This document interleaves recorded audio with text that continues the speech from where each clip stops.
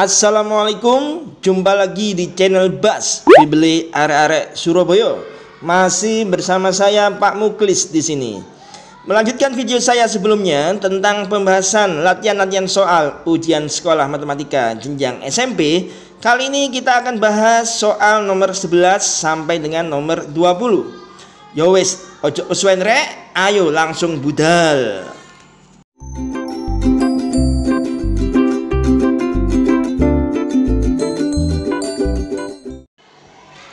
Soal nomor 11 ya, materinya tentang persamaan garis lurus. Indikatornya disajikan gambar dua garis yang berpotongan tegak lurus. Jika unsur-unsur yang diperlukan diketahui, peserta didik dapat menentukan beberapa hal ya. Misalnya gradien garis 1, gradien garis 2, atau persamaan salah satu garis. Tipe soalnya adalah PGK atau pilihan ganda kompleks. Contoh soalnya seperti ini ya anak-anak. Nah, ini ada suatu gambar, ada dua garis yang saling berpotongan tegak lurus, yaitu garis K dan garis L. Yang garis K diketahui persamaannya, yang garis L nggak diketahui persamaannya. Pertanyaannya, kalian diminta untuk menyatakan atau menentukan pernyataan-pernyataan yang benar berdasarkan gambar di atas ya. Oke, baik, kita mulai ya. Pernyataan yang pertama, gradien garis K adalah 2. Benar nggak ini? Kita lihat di sini. Garis K diketahui persamaannya ya, 2x plus y min 6 sama dengan 0. Nah, menentukan gradien dari suatu garis yang diketahui persamaannya, nah, rumusnya adalah ini ya. MK, gradien ya, disimbolkan dengan huruf M. MK sama dengan negatif koefisien X dibagi koefisien Y. Nah, di sini koefisien X-nya 2, koefisien Y-nya 1 ya. Kalau nggak ditulis itu berarti 1 ya. Berarti kita masukkan di sini sama dengan negatif 2/1. Nah, kalau kita hitung 2/1 itu kan 2, berarti sama dengan negatif 2. Gradien garis K yang benar adalah negatif 2. Di sini, di pernyataan ini disebutkan gradien garis K adalah 2, berarti salah ya. Ini salah, maka kita nggak centang di pernyataan yang pertama. Lanjut ke pernyataan yang kedua. Gradien garis L adalah setengah. Benar nggak ini? Garis L nggak diketahui persamaannya. Hanya dari gambar kita dapat tahu bahwa garis L ini tegak lurus dengan garis K. Maka kita harus tahu sifat dua garis yang berpotongan tegak lurus. Gradien garis K dikali gradien garis L itu harus sama dengan negatif 1. Nah, ini sifat dua garis yang tegak lurus, yaitu gradiennya apabila saling dikalikan hasilnya harus negatif 1. Nah, kita masukkan ya, di sini MK diketahui min 2. Min 2 dikali ML sama dengan min 1. Min 2 kita pindah ruas kali jadi bagi ya, sehingga ML sama dengan min 1 per min 2. Min dibagi min itu plus ya, sehingga ML sama dengan 1/2 atau setengah. Nah, di sini cocok ya. Ini benar pernyataan yang kedua, maka kita bisa centang di sini. Nah, gitu. Lanjut ke pernyataan yang ketiga. Garis K memotong sumbu Y di titik 0,1. Kita lihat langsung gambarnya. Ini kan garis K. Nah, memotong sumbu Y, ini kan sumbu Y. Nah, ini di sini memotong sumbu Y-nya.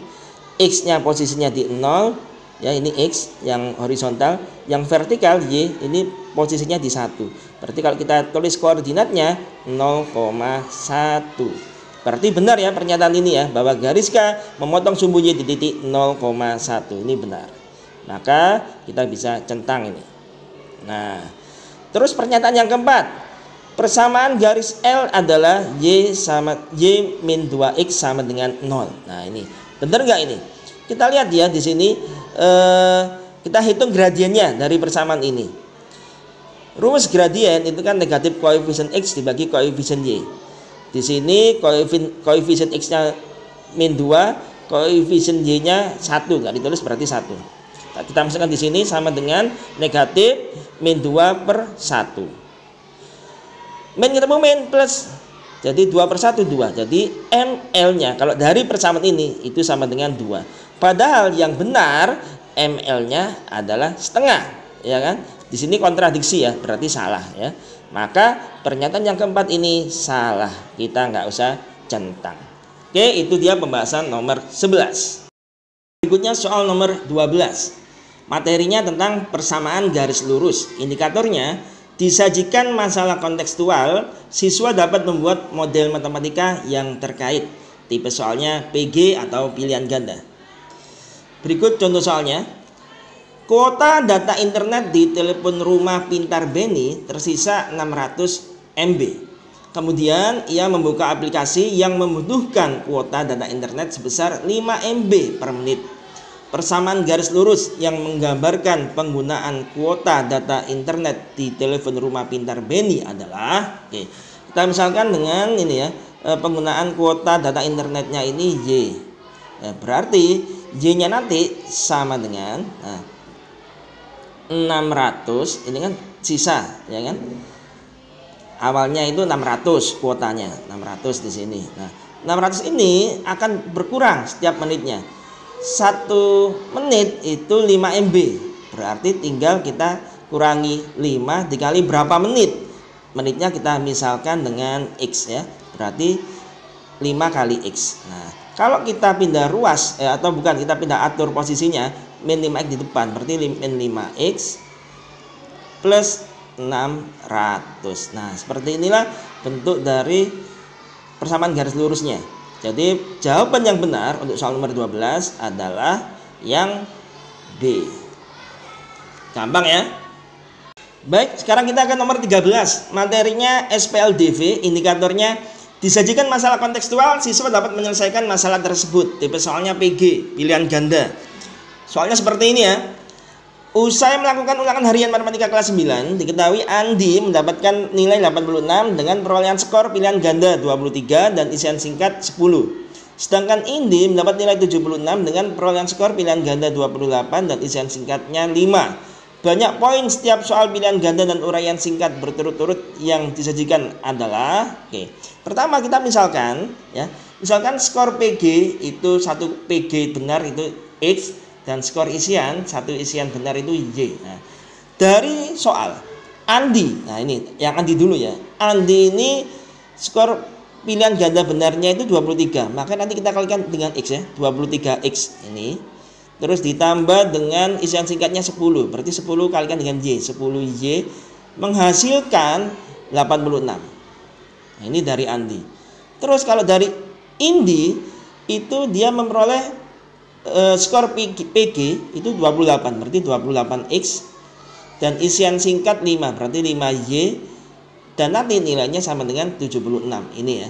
Nah, ini bisa kita buat model matematikanya sebagai berikut ya. 23X ditambah 10Y sama dengan 86, ini dari Andi. Terus yang kedua 28X ditambah 5Y sama dengan 76, itu dari Indi. Selanjutnya kita eliminasi salah satu variabelnya. Yang gampang di sini kita lihat ini variabel Y ya, yang gampang ya. Kita samakan dulu. Yang atas saya kali 1 tetap saja, yang bawah saya kalikan 2 supaya nanti jadi 10Y. Nah, nanti jadinya seperti ini ya. Yang atas tetap, yang bawah dikali 2 semua jadinya 56X plus 10Y sama dengan 152. Nah, kita eliminasi. Kita kurangkan. Karena ini persamaan yang besar itu yang di bawah, maka nanti kita kurangannya itu, menguranginya itu yang bawah dikurangi dengan yang atas. Itu ya. 56X dikurangi 23X tinggal 33X. 10Y kurangi 10Y habis, gak usah ditulis. 152 dikurangi 86 sama dengan 66. Nah 33X, 33 itu kali, pindah ruas jadi bagi. Jadi X sama dengan 66 dibagi 33 sama dengan 2 ya. X nya sama dengan 2. Ketemu X nya. Selanjutnya kita substitusikan nilai X ke persamaan 1. Ini persamaan 1 ya. Ini persamaan 1. Kita substitusikan di sini ya.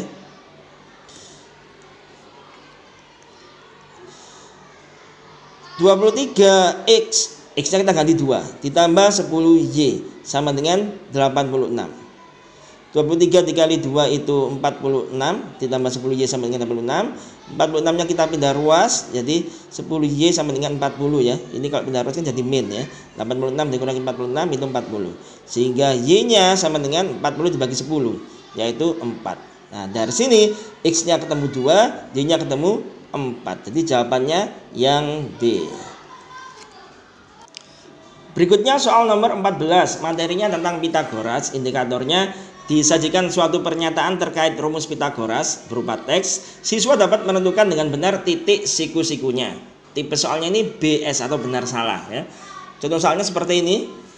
Jika sebuah segitiga siku-siku PQR diketahui PQ adalah sisi penyiku yang lebih pendek dibanding sisi penyiku yang lainnya dengan panjang 12 cm, sedangkan sisi miringnya RQ panjangnya 20 cm, maka PR memiliki panjang 16 cm. Nah, kita tulis di sini ya. Nah, pertama kita buat segitiga dulu, di mana huruf-hurufnya, P-nya di mana, Q-nya di mana, R-nya di mana, kita belum tahu ya. Kita akan isi satu persatu. Pertama PQ dulu ya, yang di sini kan PQ ya. PQ adalah sisi penyiku. Nah, berarti antara ini sama ini yang lebih pendek dibanding sisi penyiku yang lainnya. Oh, berarti yang ini PQ dengan panjang 12 cm. Oke, berarti ini itu PQ ya. PQ. Tapi ini juga belum tentu benar ya. Ini juga belum tentu benar.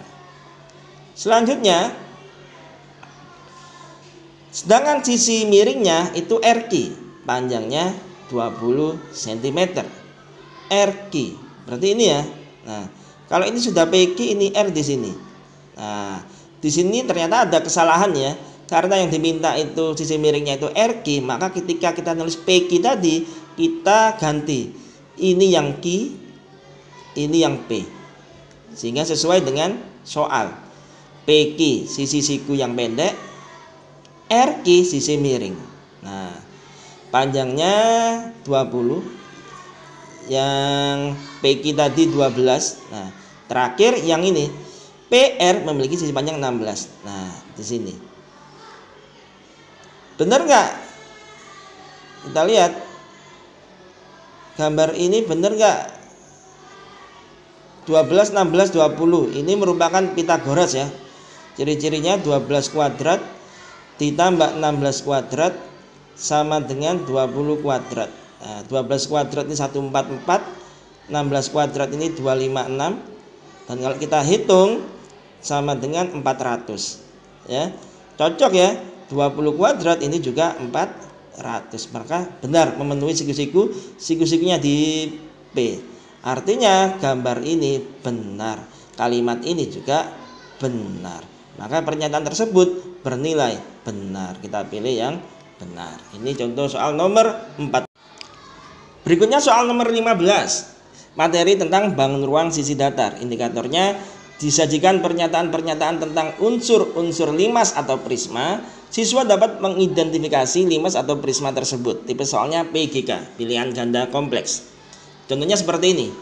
Pernyataan-pernyataan benar terkait sifat-sifat prisma secara umum adalah, nah ini ada 4 pernyataan, kita cek ya. Yang pertama, prisma memiliki bentuk alas dan atap yang kongruen. Nah, ini berlaku untuk semua prisma. Misalkan kita buat prisma segitiga. Nah, dari sini saja kita lihat ya bahwa alas ini alas ini sama atap ini bentuk dan ukurannya sama, artinya kongruen. Berarti pernyataan yang pertama ini benar, kita centang. Nah, lanjut ke pernyataan yang kedua. Setiap sisi bagian samping prisma berbentuk persegi panjang. Ini yang dimaksudnya. Nah, ini yang samping ini. Nah, ini cocok ya. Ini persegi panjang memang bentuknya ada 3. Jumlahnya sesuai dengan alasnya. Kalau alasnya segitiga, maka sisi bagian sampingnya ada 3 dan masing-masing berbentuk persegi panjang ya. Benar ya. Kita centang pernyataan yang kedua. Terus yang ketiga, setiap diagonal bidang pada sisi yang sama memiliki ukuran yang sama. Contohnya ini, sisi ini ya. Ini sama ini. Diagonal bidangnya itu ini. Nah, 1, 2. Nah, otomatis diagonal bidangnya memiliki ukuran yang sama karena diagonal bidang dari persegi panjang. Jadi pernyataan yang nomor 3 ini juga benar.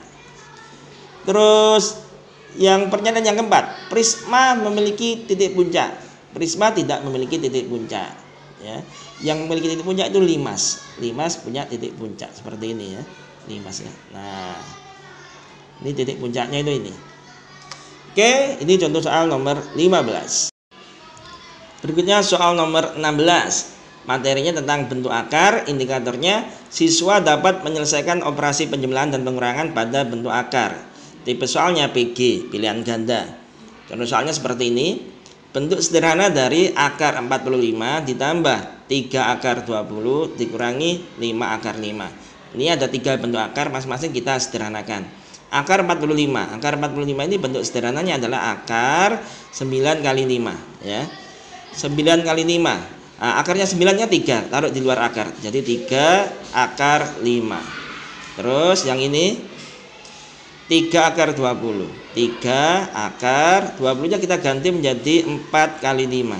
Nah, 4-nya kita keluarkan, akarnya 4 kan 2. Taruh di luar. Ketemu 3 kalikan. 2 kali 3 6. Berarti 6 akar 5. Ini tambah ya. Terus nanti yang ini kan sudah sederhana, ini nggak bisa diapa-apain lagi nih. Langsung aja kita tulis. Dikurangi 5 akar 5. Nah, kalau sudah sama-sama akar 5 semua, kita tinggal hitung angka di depannya atau koefisiennya.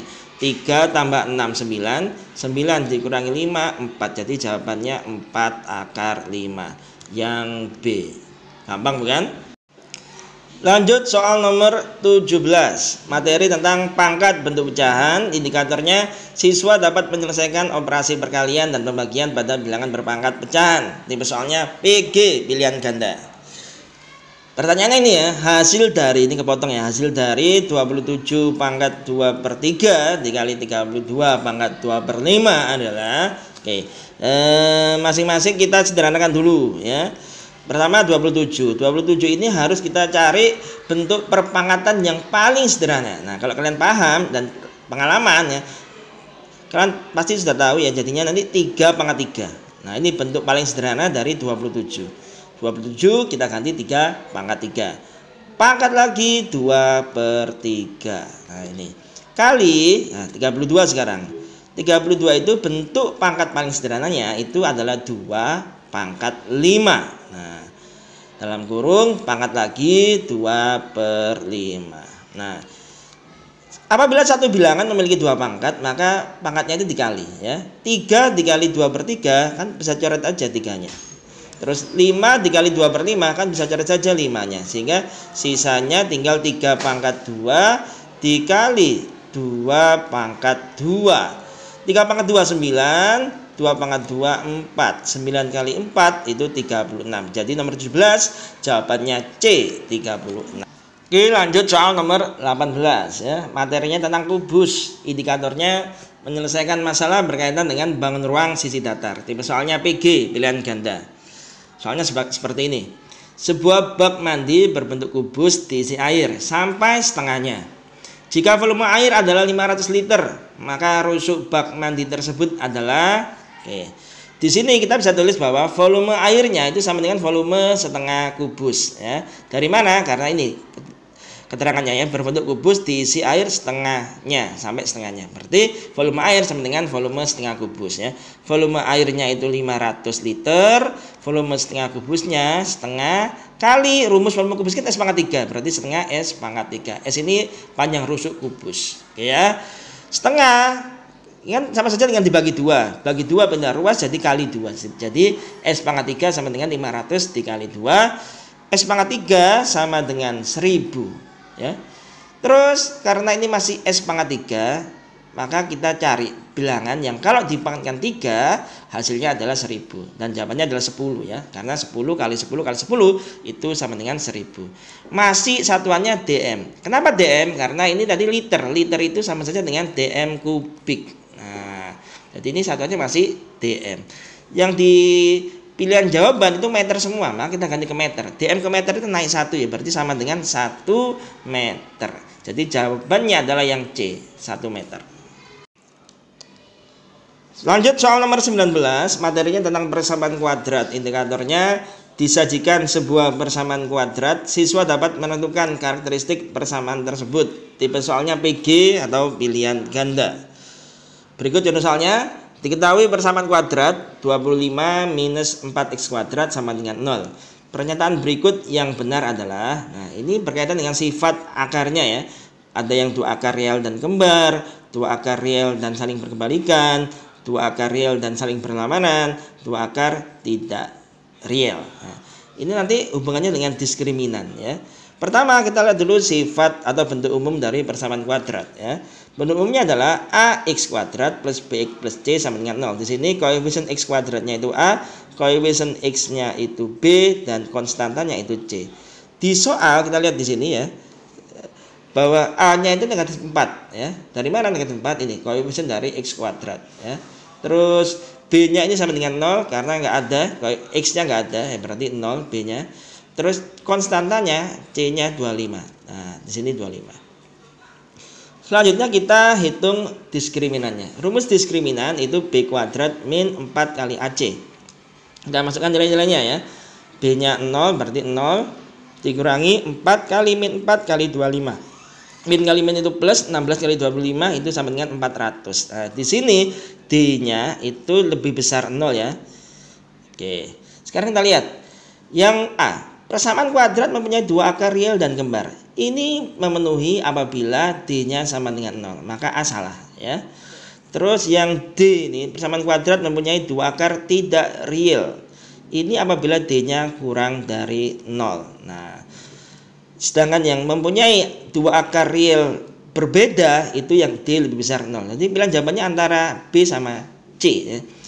Yang B itu saling berkebalikan, yang C itu saling berlawanan. Saling berkebalikan itu apabila nilai C per A-nya itu 1 ya. C-nya di sini 25, A-nya min 4. 25 bagi min 4 itu bukan 1 ya, maka salah. Terus yang C persamaan kuadrat mempunyai dua akar yang saling berlawanan. Berlawanan ini apabila B-nya sama dengan 0. Nah, kebetulan di awal tadi sudah kita tahu bahwa B-nya sama dengan 0 ya. Berarti jawaban yang tepat adalah yang C. Nomor yang terakhir 20, materinya tentang persamaan kuadrat. Indikatornya menyelesaikan masalah sehari-hari terkait persamaan kuadrat ya. Tipe soalnya PGK, pilihan ganda kompleks. Sebuah gudang berbentuk persegi panjang mempunyai lebar 3 cm kurang dari panjangnya dan luasnya 180 cm persegi. Railing gudang tersebut adalah, oke, gambarnya seperti ini ya. Panjangnya kita misalkan saja dengan X, lebarnya berarti X min 3. Kenapa? Karena lebarnya 3 cm kurang dari panjangnya. Luasnya 180. Rumus luas sendiri itu kan panjang kali lebar. Berarti bisa kita tulis bahwa X dikali X min 3 sama dengan 180. Ini kita nggak usah pakai rumus persamaan kuadrat, kita pakai logika matematika saja ya. Di sini kan ada dua bilangan X sama X min 3. Berarti selisih bilangannya itu 3. Nah, kalau dikalikan hasilnya 180. Nah, kita caranya seperti ini ya. 180 kita bagi dulu dengan 2. 180 bagi 2 itu 90. Nah, berarti 90 kali 2 hasilnya 180. Nah, 90 sama 2 selisihnya 3 enggak? Enggak kan? Maka kita turunin lagi. Kita bagi 2 lagi, 90 dibagi 2 itu 45. Nah, sekarang ini jadinya kan 45 dikali 2 kali 2. 2 kali 2 ini kan 4. Nah, ya. 45 kali 4 hasilnya 180. Nah, 45 sama 4 itu selisih 3 enggak? Kalau belum, kita jabarkan lagi. Ini kalau kita bagi 2 kan nggak bisa, maka kita bagi 3 ya. Jadinya sekarang 45 bagi 3 15. Nah, 4 dikali 3 itu 12. Nah, sekarang kita lihat. 15 kali 12 itu 180. Nah, 15 sama 12 selisih 3 enggak? Benar kan? Nah, berarti nanti ini jawabannya X-nya itu 15, X min 3-nya itu 12. Hasilnya 180. Berarti panjangnya itu 15, lebarnya itu 12. Yang dicari sekarang adalah keliling. Keliling rumusnya 2 kali panjang tambah lebar sama dengan 2 kali 15 tambah 12 sama dengan 2 kali 27 sama dengan 54. Jadi nomor 20 jawabannya adalah C. Selesai. Sampai di sini dulu video kali ini. Ojo kali rek, rajin sinau supaya uripmu iso melayu. Wassalamualaikum.